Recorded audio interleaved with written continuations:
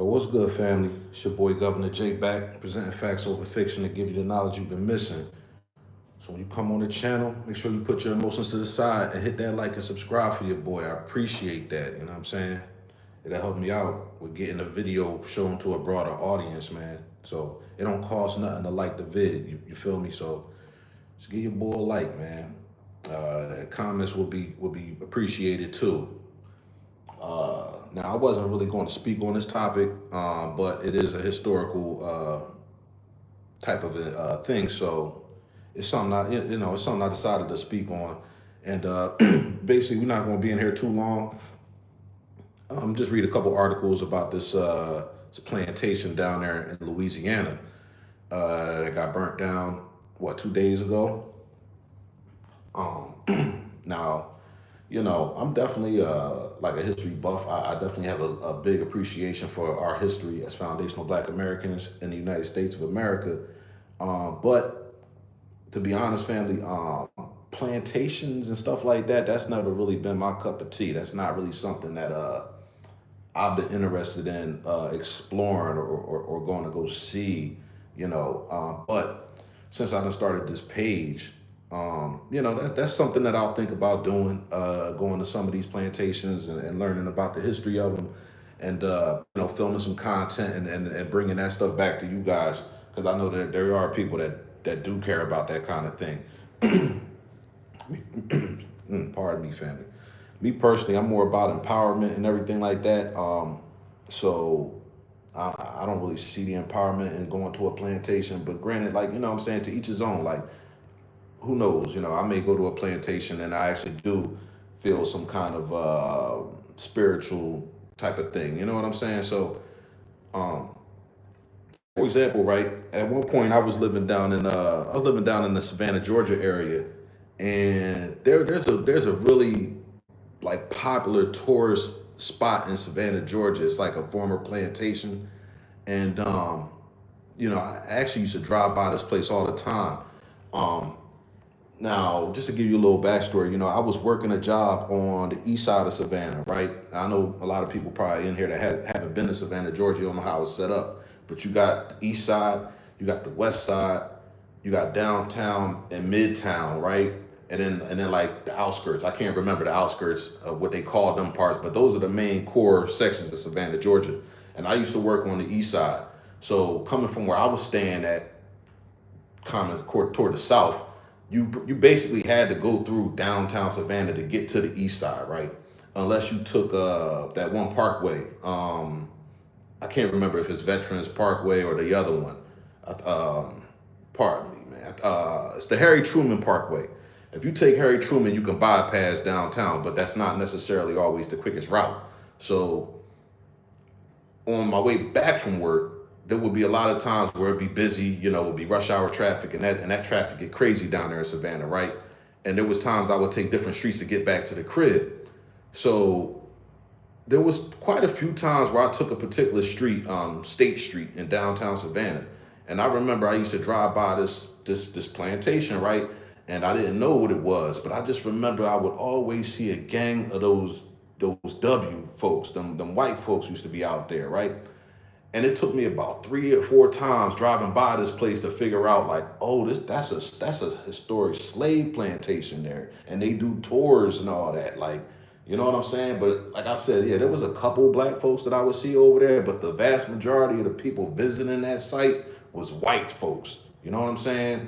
And it never really attracted me to go check it out. You know what I'm saying?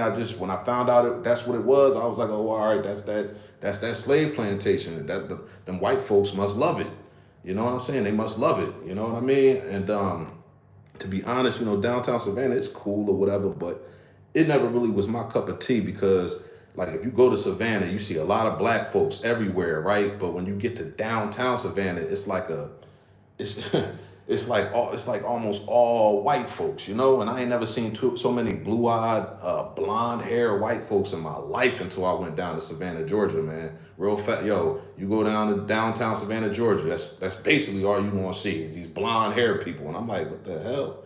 I'm from up north, like, you know what I'm saying? So yeah, it's blonde folks up there too, but man, like they flooded down there in Savannah. You heard? So I never really liked it. I know it's a party kind of environment. I think it's legal for you to walk around with your open bottles and your alcoholic drinks. Like that's not illegal. Like it's legal. So you see a lot of people out there drunk, walking around drinking all day. But that's not really my kind of vibe anyway. So I never really spent too much time out there. Um, yeah, it's never really my thing. So yeah, what's the name of that plantation? Here it is, the Owens Thomas House and Slave Quarters. It's like a museum. See, that's what they do down there in the South with a lot of those famous plantations. They turn them into museums and whatnot, and give you tours. And white folks sit there and talk about, oh, this is where the slaves, this is where they lived at, and this is the main quarter where the master lived at, or whatever. Like that was, like I said, it's never really been my thing, but. Today we going to discuss what happened down there in Louisiana at that Nottoway plantation, right? Apparently it got burnt down the other day. From what I've seen in a few articles, they saying that the fire started in one of the upstairs bedrooms. But it's all, it's still under investigation about what happened. You know, I'm not going to get into no type of conspiracies here or go into no kind of crazy spiritual realm or nothing like that. Like, I'd rather just see how it plays out. Like, I don't feel no kind of way about no plantation being burnt down, especially when I know that the majority of people who frequent those sites, it's them W folks. You know what I'm saying? It's not really black folks. Like, yeah, some black folks do go, but we don't be in them places like that. That be all for them W folks. And the thing is, it's like it's 2025, you know what I'm saying? And you got these people out here that's still trying to make money off slavery, bro. They still trying to make money off slavery. I got the same kind of feeling for the castles they got over there in West Africa. What they Amina Castle or whatever them castles or whatever they got down there on the coast in Ghana and whatever, and Ivory Coast and all them places, man. Like if and when I ever go to Africa, like that's not on my bucket list. You feel me? Like it's not on my bucket list to go pay money or whatever to go see where they held our ancestors as slaves in some damn dungeon or something like that, right? Them Africans over there still making money off slavery, off of American slavery. I guess, I don't want to say American slavery. They're making money off of slavery in general. Because I'm assuming that the slaves that they held there, they could have went to the Caribbean, they could have went down South America. Very few came to North America, right? So I ain't with all that. I ain't with people still trying to make money off slavery. So me patronizing those kind of museums or whatever, that's not really my cup of tea. Like I like museums and everything, but those, that ain't for your boy. You feel me? Um, but yeah, man, let me get into this article here, man. We're gonna talk about the history of this Nottoway plantation down there in Louisiana, man. Let's see what they talking about here.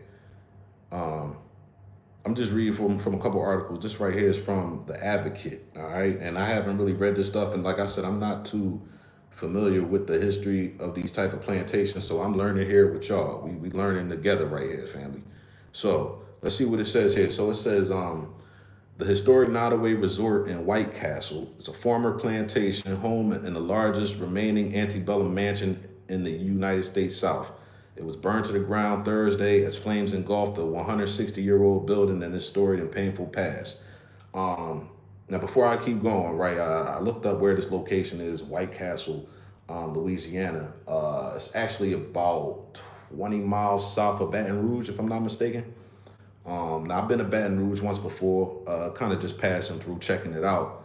But yeah, 20 minutes south on the Mississippi River. Like I'm never going down there. You feel me? Like it's all them folks land. You feel me? And that ain't really my thing. When I was in Baton Rouge, I checked out. I think if I'm not mistaken, ain't that where LSU is? I was over there on LSU campus, and I was in the hood somewhere. You know what I mean? That's what I like to see, man. But let me keep going, man, before I go off on a tangent there. So yeah, let me keep going. So it says the cause of the fire was still unknown by Friday morning, but officials said it started in the building's south wing before spreading to the main house. Uh, Iberville Parish President Chris Daigle said the mansion was a total loss.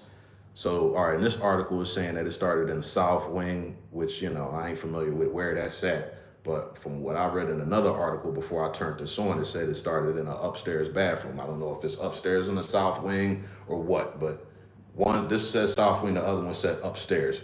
So, whatever. We're gonna get into how this plantation was set up a little bit later. But let me just keep going.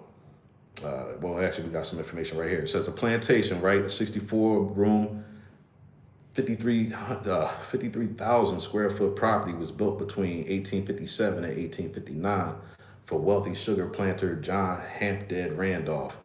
It was added to the National Register of Historic Places in 1980. So yeah, 64 room. That's huge. That's big right there. 64 room, 53,000 square feet is humongous. So yeah, I guess it could have been anywhere that this fire started. But like I said, we know South Wing and upstairs from what I read. Here we go. So it says over the decades, Nottoway's sprawling grounds have been transformed into a sought-after wedding location, tourist destination, and resort. Once celebrated for its southern charm and beautiful oak trees, the plantation was a major attraction and tourism driver for the southeastern Louisiana parish near Baton Rouge. So this is where them folks they go out there and go have weddings and stuff. You know what I'm saying? They go, and that's one thing I noticed about downtown Savannah as well. Them folks will be out there in like one of those little squares. If you ever go down there, they got these square little parks in the middle of the streets or whatever. And they be out there having weddings and stuff. Like, you know what I mean? And I guess it's surrounded by all this historic slave plantation stuff, right? And they like that shit. Pardon my language. They like that stuff, man. And like I said, man, that it ain't really for me, man. It kind of makes my stomach turn. You know, this slave plantation, they turned it into a tourist destination and a resort. Like, you know what I mean? People go down there on vacation, you know what I mean? And go live the great days of the past, right? You know what I mean? Was this when America was great? I'm not too sure, man. I don't know what they be doing down there, but I ain't feeling it. Let's see. Let's keep going, man. But for many, Nottoway remained a symbol of the South's painful history with slavery, one that some felt was ignored inside the resort's doors. Oh, interesting. I'm not surprised.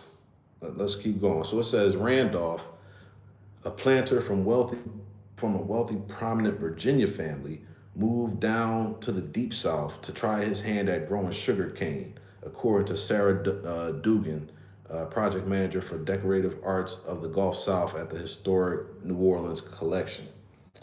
It says once here, he commissioned renowned architecture Henry Howard of New Orleans, a prolific designer behind some of Louisiana's most iconic buildings, including the Pontabla buildings in Jackson Square and the Robert Short House, to draw up the grandiose Greek Revival and Italian-styled mansion. Okay, some old Greco-Roman type shit. That's how I read it. They put it Greek Revival, Italian style, some old Greco-Roman stuff, right? Once again, not my cup of tea, man. I ain't a fan of none of that history. I'm versed in it, but I don't like none of it, right? So under Howard's guidances, slaves built the house mostly from cypress trees in the nearby swamplands along the neighboring Mississippi River. The extravagant home was fitted with many of the highest luxuries of the time, flushing toilets and hot and cold water in all bathrooms, thanks to a 10,000-gallon copper tank, gas lighting, a grand 65-foot ballroom, and a bowling alley installed for Randolph's 11 children. Okay.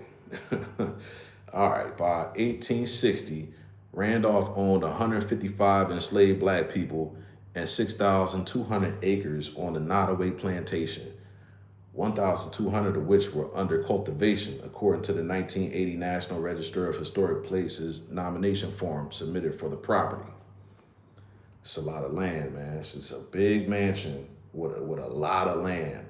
You know what I'm saying? And they keep that type of stuff.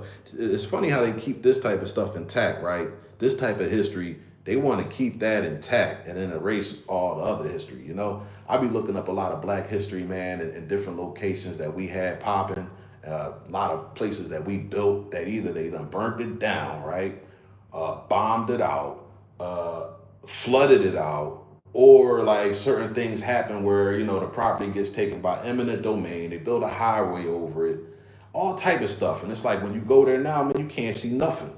You know what I'm saying? I still like to go though. I like to see what's there now and envision what it used to be like, right? When it was popping like that. I get strength off of stuff like that. So, me personally, I'll go to these locations myself, even though, they no longer stand. But I just think it's funny how they maintain structures like this and turn them into tourist attractions. Like I said, to keep making money off of American slavery.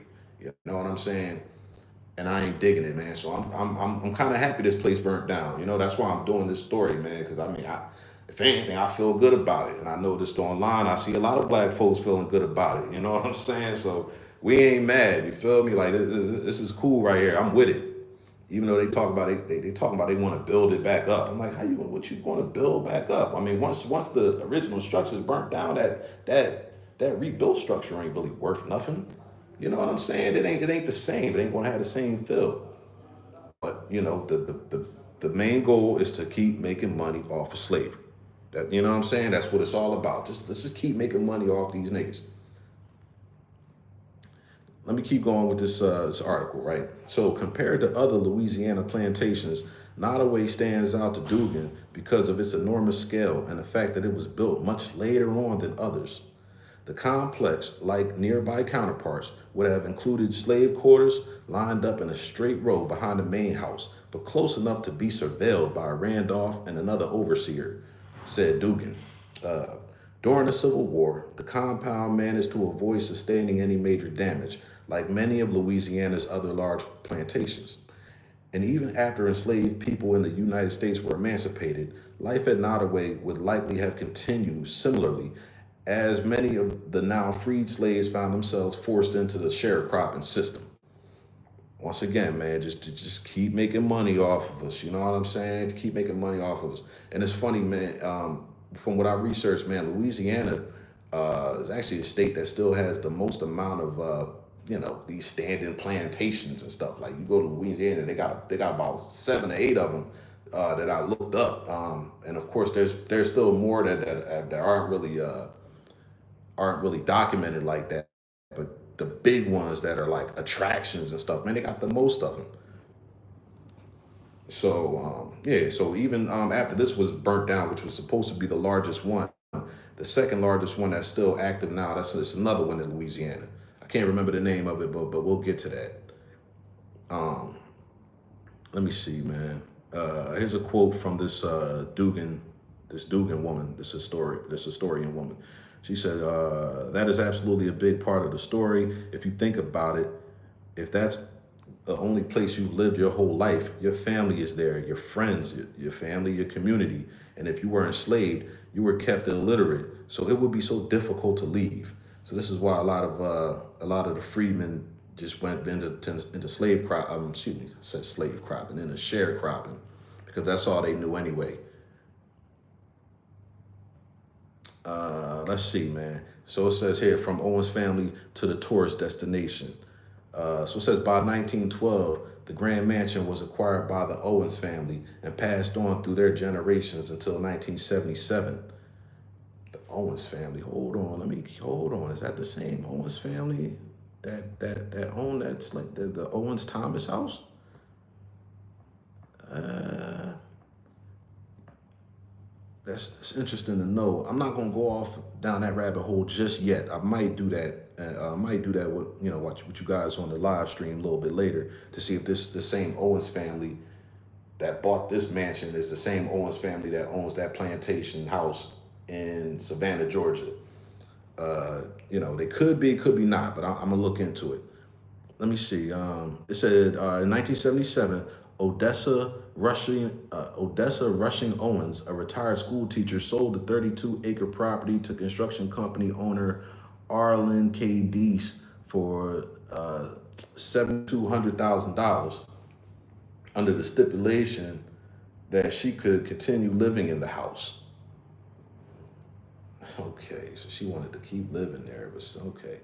Let me see. Deese, who was described in the 1980 Times Picayune article as a lover of antiques when history, set out to revive the home using knowledge he gained from renovating other historic homes in Louisiana, including the Myrtles in St. Francisville. I'm not too familiar with what that is. Might be another plantation. Let me see if that's the Myrtles. Let me look up over here. Is that on this list? Give me a second, family. Nah, it's not on this one list here, so I'm not sure what the Myrtles is. But okay, so it says after the renovations were complete, Deese opened the home for tours and wedding receptions. Over the years, he expanded the property, adding a 300-seat restaurant for receptions and opening 10 bedrooms to overnight guests. Man, get out of here, man. So it says 5 years later, Deese sold the property for $4.5 million to Australian Paul J. Ramsey and Boston native Peter J. Evans, owners of the Ramsey Hospital Corporation that operated River West Medical Center, a former hospital in Palkemine. I'm not sure how to pronounce that. So that's crazy, man. So he bought the damn property. What did I say? $7,200,000, less than $1 million. And he sold it 5 years later for $4.5 million, man. That's like I said, man, these people still get rich off of our pain, man, and our trauma and our history and slavery. They still getting rich off that. He just flipped a slave plantation. Like, how, man, come on now. And there's some Australians coming by it. Like, what an Australian care about a slave plantation over here? Unless it's just to make money off of N-words, right? So it says Nottoway's attraction grew as Ramsey added more spaces for guests and several meeting rooms. It was under his ownership that the historic home came to be known as a resort destination. In 2008, the plantation sustained significant damage during Hurricane Gustav, forcing owners to close its doors for months for renovations. Shout out to Hurricane Gustav. I'm saying, you didn't do the job, man, but we finished the job. We finished it. Let's see. So Nottoway has since changed hands a couple of times over the past few years. The first being purchased by the late hotelier Joe Jagger Jr. in 2019, and then by Dan Dice, a lawyer from down there, in late 2024. Dice also owns a historic steel magnolia house bed and breakfast in Natchitoches. I'm not sure how I pronounce them. Some of them Louisiana towns, man. I gotta hear them. I gotta hear what they sound like before I try to pronounce them. So pardon me, family. But as you see here, right? So over the in less than a decade, this plantation has changed hands multiple times. Like all these people were doing are buying it, investing in it, and selling it. They just keep flipping this house. You know what I'm saying? Like, and matter of fact, man, like I said, this is new information for me because I didn't know nothing about the Nottoway Plantation. I'm not from Louisiana. I'm from up north, so we don't have plantations around. Like, you know what I'm saying? But to see how these people invest in these plantation properties and just flip them and then just go move on to the next building, it don't sit right with me, man, because like part of me can kind of somewhat understand if that same slave family owned this property the whole time. And it's like, all right, they keeping it in a family, whatever the case may be. Like, I can somewhat understand that. I don't like that neither, but I get that more than these people just keep selling it to other white folks. Different white folks just keep buying it and just keep selling it. They put a little bit of money into it and flip it for millions and millions of dollars over and over again. And then they use it as a resort, hotel, wedding reception, restaurant area. Like, man, I ain't feeling none of that shit, man. Good riddance, man, to the Nottoway Plantation. You heard? Good riddance, man. And when they build it back up, man, hopefully when they try to build it back up and flip again, man, hopefully they take a loss, and then that's going to be the end of it. Go ahead and build it back up, and it ain't going to be the same. It's going to be a loss. Go ahead and invest it and take a loss, white folks. If you're listening, go ahead and invest that if you want to. You're going to lose your money. So let's see here. Let's keep going. So it says, despite the home's past ties to slavery, The latest version of Nottoway's resort website avoids any mention of slaves or slave labor. Okay, so this is what they're doing now. So now they're erasing the slave part of it now. They just wanted to call it a resort, and oh yeah, it's just a historic home. That's probably okay. That's interesting. They want to take away the slave, mentioning the slaves. Okay, even though slaves built it. All right. All right. In the days since the fire, reactions to the monument's destructions have been mixed. While some are mourning the loss of home and its history, many are celebrating the destruction of a place fraught with injustice. Yeah. Shout out to the FBA family. So it says, that's the inherent conflict in any plantation house or history, Dugan said. This building is a monument to sort of an apex of exploitative, abusive system that exploited the lives of enslaved people to build elaborate, some would say bloated homes like this. Officials have acknowledged the mansion's complicated past while still mourning the loss of a historic building, an economic driver in the Iberville parish. While its early history is undeniably tied to a time of great injustice, over the last several decades, it evolved into a place of reflection, education, and dialogue.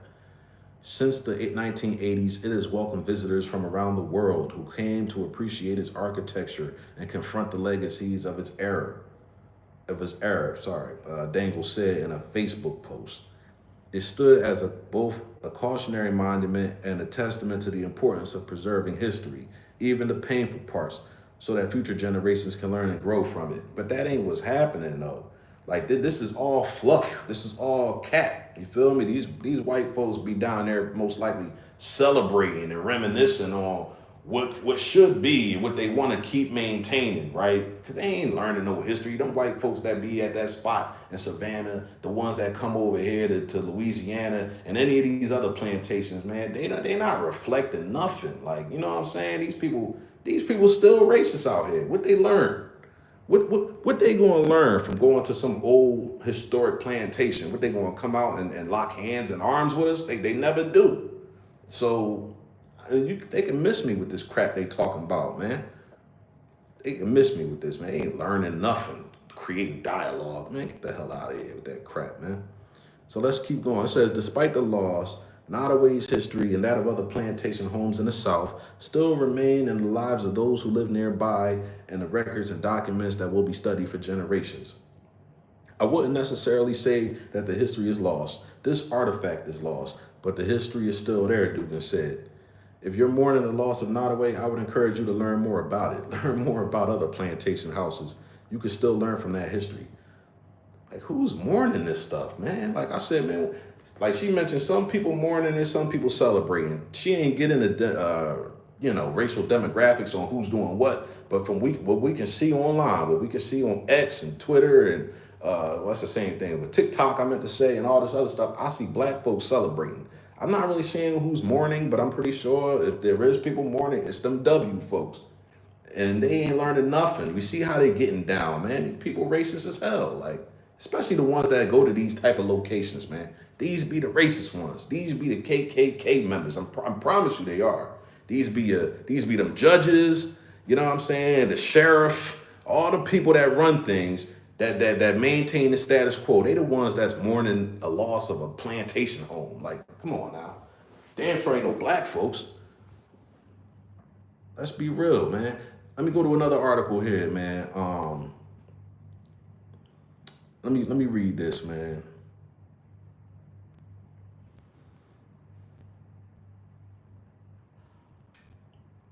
Pardon me, family. Let me get a like, man. If y'all in here, man, give your boy a like, man. Give your boy a like and subscribe if you new here, man. Give me a subscribe, man. Let's get into the architecture, right? We're gonna get into the architecture of this this burnt down plantation, right? So it says here, John Randolph commissioned renowned architecture Henry Howard of New Orleans with the task of designing the grand mansion with the intention that no expense will be spared in construction. Right, they ain't want to waste no money. Let's get these slaves to build this for free. All right, so it says Howard situated the 3-story wooden frame house, which includes a 1-story rusticated stucco-covered brick base on a concrete foundation, to face east toward the Mississippi River. The entrance facade was asymmetrically balanced, with a projecting bedroom wing to the left side and a large curved bay with galleries on the right. The main five bay structure, with a central projecting portico, emphasized height rather than width, with the main living areas on the second and third stories, both being 15.5 feet in height above the one-story basement, scored to appear as stone and featuring an arched niched flank with narrow fenestrations. What's a fenestration? I'm not, pardon me, family. Okay, it's a fancy word for a window. All right. The galleries were embellished with custom ornamental iron railings made in New Orleans and capped with molded wooden handrails. Double curved granite staircases installed by skilled mason Newton Richards rose to the second floor. These steps were built with the left side intended for ladies and the right for gentlemen. The boot scraper at the bottom also identified the steps for the men. The separate staircases were so that the men would not see the women's ankles beneath their skirts as they climbed, which was considered a severe breach of social etiquette at the time. Damn, family, think about that, man. They built the staircases so that the women were on one side and the men were on another side, and they built it in a way that a man couldn't view the woman's ankles as she rose up the steps. They said that was bad etiquette. Like you couldn't see the woman's ankle back then, right? This is what they was hiding the ankles, man. It sound like some Muslim stuff, don't it? It sound like Islam or something. Like you can't even look at the woman's ankle. Think about it now, man. You got these women out here with they whole cheeks out. You know what I'm saying? They got the whole cheeks out nowadays, man. Let me see. Let me keep going here, man. Excuse me. Okay, so the close spacing and angularity of the gallery's 22 square columns and elongated capitals also emphasize the vertical qualities of the house. Above the capitals, small brackets branched out to carry a tall entablature decorated with modillions supporting a projected cornice that nearly covered the hip roof that was pierced with 6 chimneys. In the rear of the house was a 2-story Garconera wing where the Randolph sons resided. I'm sorry, family. I gotta look up these words here, man. An entablature is a superstructure of moldings and bands which lies horizontally above columns, resting on their capitals. Okay, entablatures are major elements of classical architecture and are commonly divided into the architrave, the frieze, and the cornice. Okay, what's a modillion? Modillion is an ornate bracket, more horizontal in shape and less imposing than a corbel. They are often seen underneath a cornice, which helps to support them. Oh, okay, all right, yes, we see those everywhere. All right, I just never knew what they were called. Okay. The cornice in architecture is generally any horizontal decorative molding that crowns a building or furniture element. Okay. All right. All right, my bad, family. You know, I mean, like I said, man, I like to learn, man. I gotta know what I'm reading here, man. Especially when I'm presenting it to y'all. If I don't know, I'm gonna make sure I let you know I don't know, and we all gonna learn this together. You heard? So it says construction of Nottoway was completed in 1859 at an estimated cost of $80,000, or the equivalent of $2.17 million in 2023. So even more now, as we know, inflation is off the chain. So I'm not sure, but 2.17, excuse me. Randolph destroyed the architect's plans after completion to prevent any duplicate homes from being built.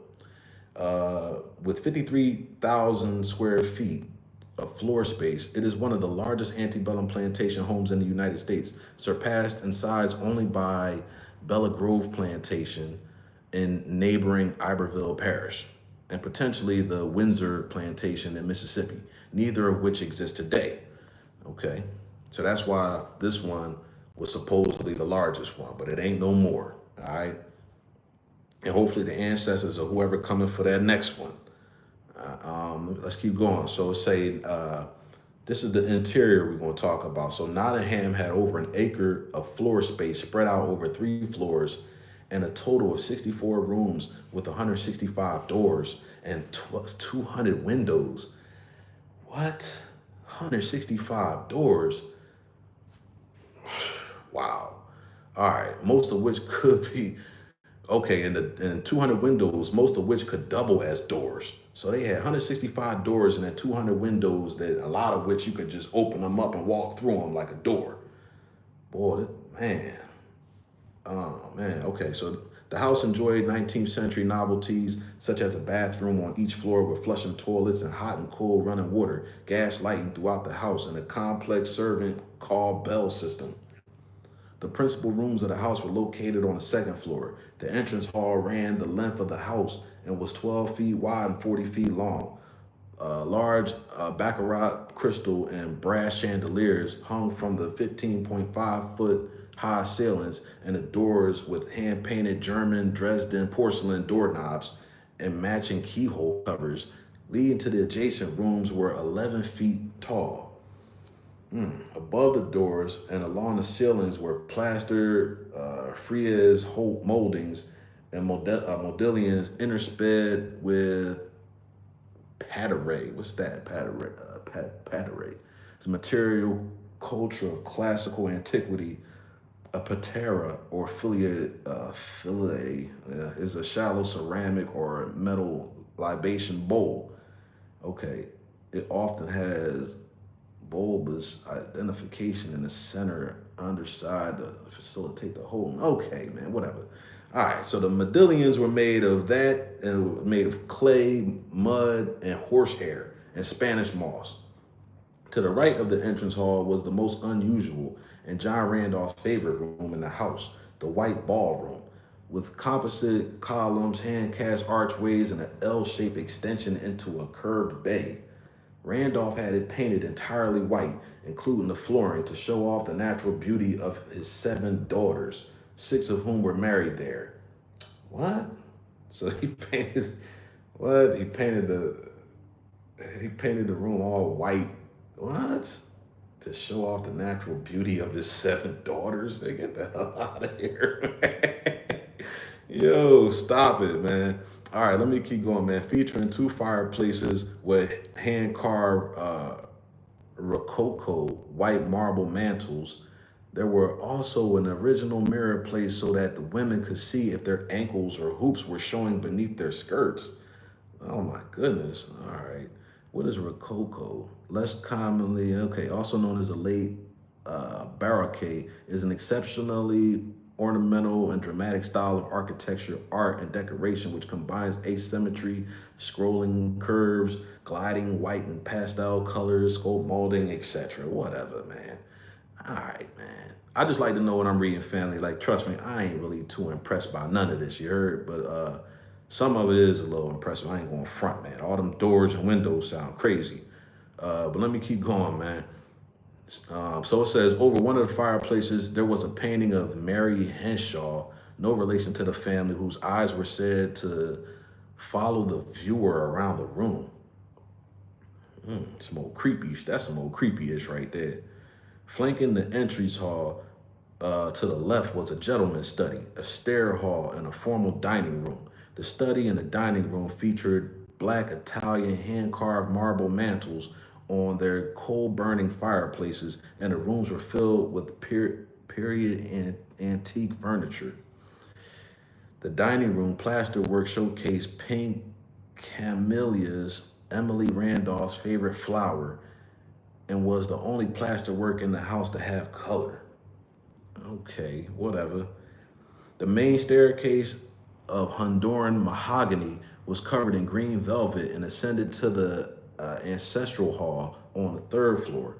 The hall was used by the Randolphs as a family parlor, as a central thoroughfare to many of the adjacent bedrooms, and gave access to the third floor gallery with views of the Mississippi River. Nearby was the main bedroom with one of the 3 original bathrooms, as well as a small room that was used as a nursery for Julia Marceline, Randolph's last and only child born at Nottoway. During the Civil War, Emily Randolph utilized a bedpost to hide valuable jewelry at the end of the bed. Though originally bedrooms, one had been made into a music room displaying 19th century musical instruments, and another, known as the Wicker Room, featured wicker furniture owned by the Randolph family. The first floor basement had been transformed into a restaurant and a small museum about the Randolph family and the history of the plantation. Initially, the space held the laundry, dairy, wine cellar, and slave quarters, and a 10-pin bowling alley for the children's museum. Okay, so they turned, let me read that one more time. Let me read that one more time.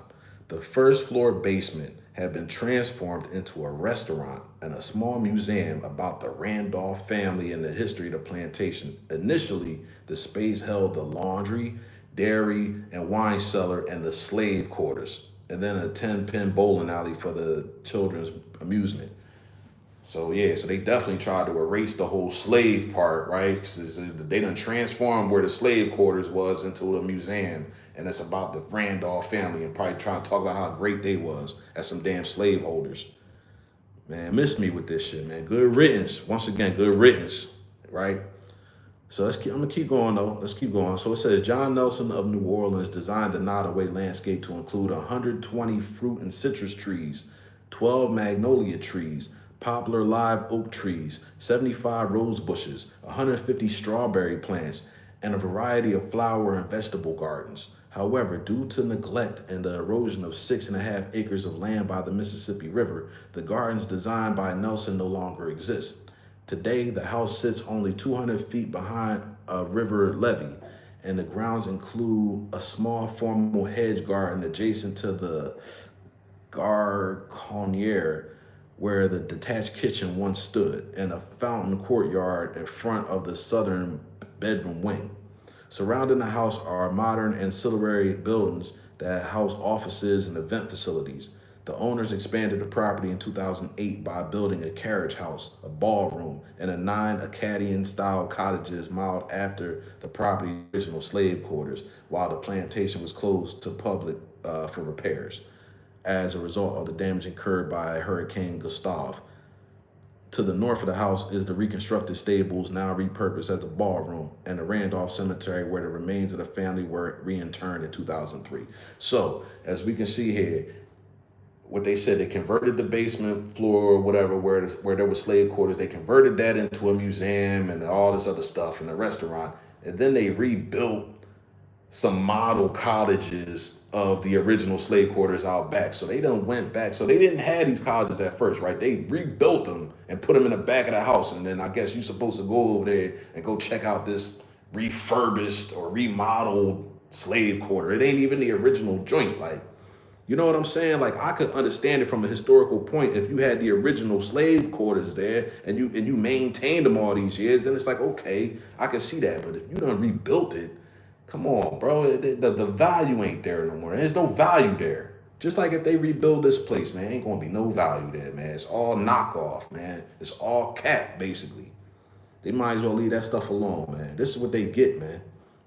Whoever owned it now, this is what you get, man. Take that loss, homeboy. Whoever owned it, you crack it, you own it. Take that loss, bro.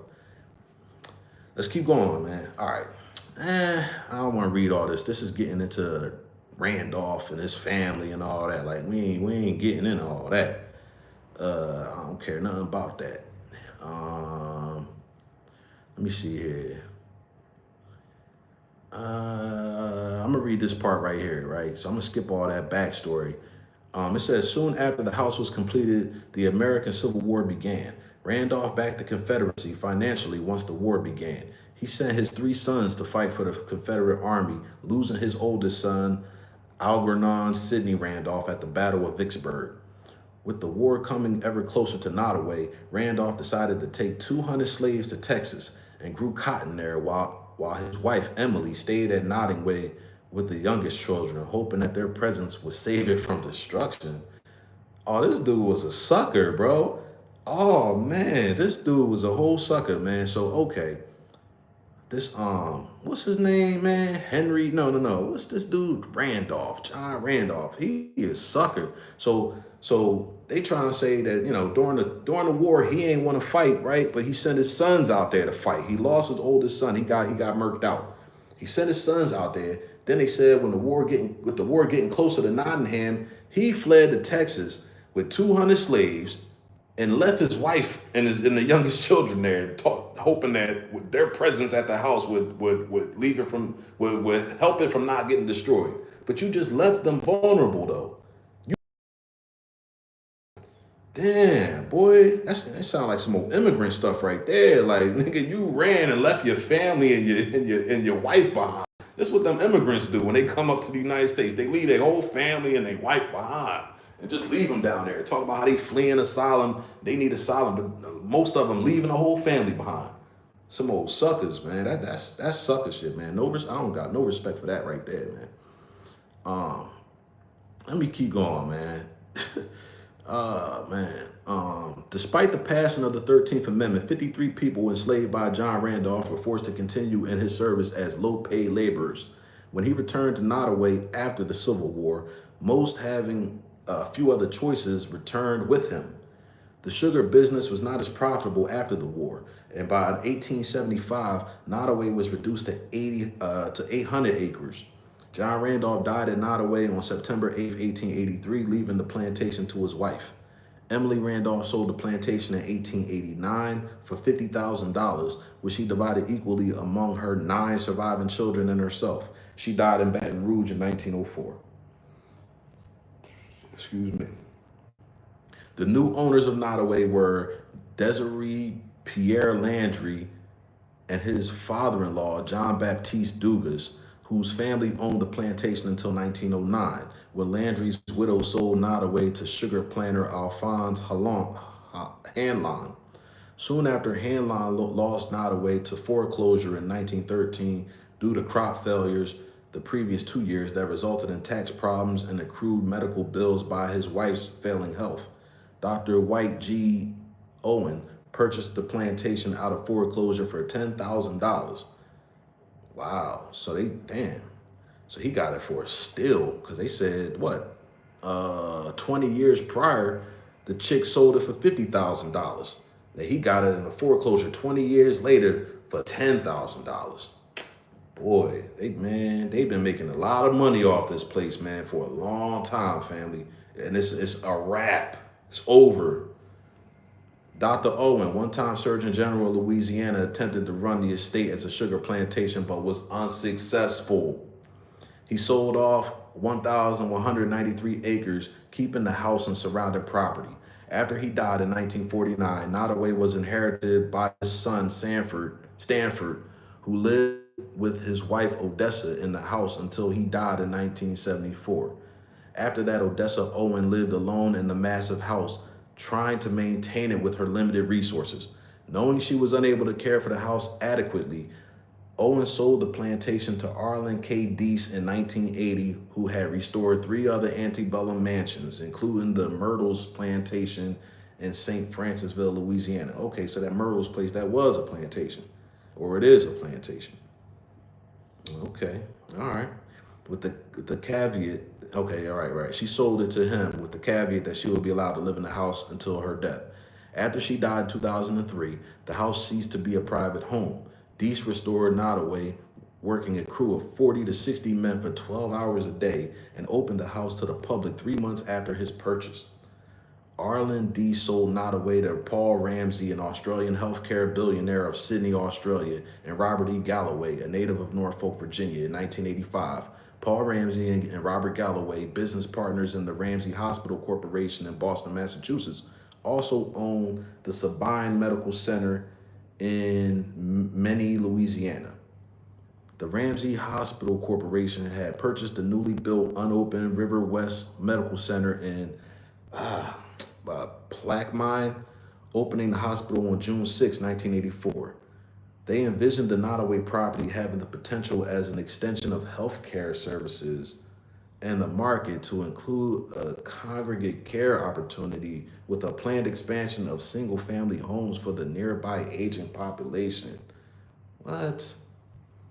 Okay, both had stayed at the property while in the area after opening the hospital. The Ramsey Hospital Corporation created Nottoway Properties Incorporated and operated Nottoway for many years. Nottoway was purchased for $4.5 million, and Ramsey spent more than $15 million over 2 decades on the property, which expanded accommodations and amenities. Oh, man, okay, man. bought it for purchased for 4.5, but he spent over 15 million. So it sound like he was in the red. But let's keep going. Ramsey died in 2014. Under his tenure, Nottoway became a resort destination. The house was listed on the National Register of Historic Places in 1980 and was a popular tourist attraction in southern Louisiana. The current owner of the home is Dan Dice, an attorney. On May 15th, 2025, a fire broke out in the southern portion of the plantation home, severely damaging much of the main house. Several structures were spared, including the Garconniere, the Overseer's Cottage and surrounding cottages, the Randolph Ballroom, and the Randolph Family Cemetery. Initially, the current owners of Nottoway had stated they planned to rebuild and restore the historic mansion. Good luck. While the fire was initially contained to the southern bedroom wing of the mansion, embers reignited by 6 p.m. Spreading to the main block of the mansion. The main house was destroyed by a fire. The concrete foundations comprising the ground floor and remnants of the southeast side of the mansion are all that remain. Rest in piss. Rest in piss to Nottoway Plantation, you heard? So yeah, family, man, that's all I got for the day, man. Just wanted to go over this place, man, because like I said, this is all news to me, man. I've never read this stuff. I never knew nothing really about the plantations. Like I mentioned earlier, plantation history ain't really my cup of tea. Like that ain't something that I find empowerment in. Like, yeah, it's history and all that, but even as a history guy that appreciates and really loves history, I don't love it all. You know what I'm saying? A lot of it infuriates me, and can it be having me on one sometimes. You know what I'm saying? If you feel where I'm coming from. So this right here, it wasn't really my thing, but I figured why not talk about it? Why not educate myself? Why not educate some of my followers who tuned in? So like I said, if you got any knowledge out of this, man, if you appreciate anything I'm talking about, man, give your boy a like, man. You know what I'm saying? Leave a comment for me or something, man. You know what I mean? Just let me know who this, man. Hold on, somebody. I'm not sure who this is. I had my bad. I don't know if you still in this chat right here, whatever your name is, Morathan or whatever. Talk about some bro, are you Israeli? What type of question is that, dog? Am I Israeli? Come on, man. Man, can I check you out, man? Is there a way I can see your page, bro? Because you asking some old dumb stuff right there, man. But yeah, man. Anyway, man, I appreciate you reaching out or whatever, man. That's a dumb question because I ain't even gonna answer all that. You know what I'm saying? But all in all, family, like I said, man, peace to y'all, man. Y'all have a wonderful day. Take it easy, man. Holla at y'all next time.